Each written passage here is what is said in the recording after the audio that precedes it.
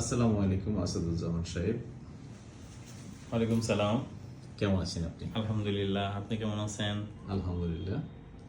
আমরা আজকে আসছি আপনার সাথে একটা বিষয় আলাপ করার জন্য, সেটা হচ্ছে মোস্তাফিজকে, আমাদের মোস্তাফিজুর রহমানকে আইপিএল থেকে তাকে বাদ দেওয়া হয়েছে, বিতাড়িত করা হয়েছে। এটি অসম্মানজনক ছিল।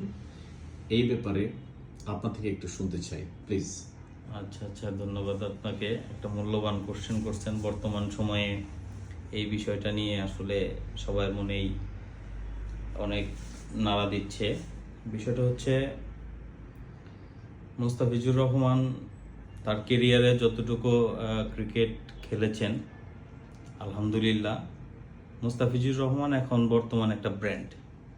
সে আইপিএলে না খেলতে পারলেও তার নাম মুছে যাবে না। না, ইনশাআল্লাহ ভবিষ্যতে সে আরও ভালো খেলবে, সেই প্রত্যাশা আমরা করতেছি ইনশাআল্লাহ। ধন্যবাদ আপনাকে। আমরা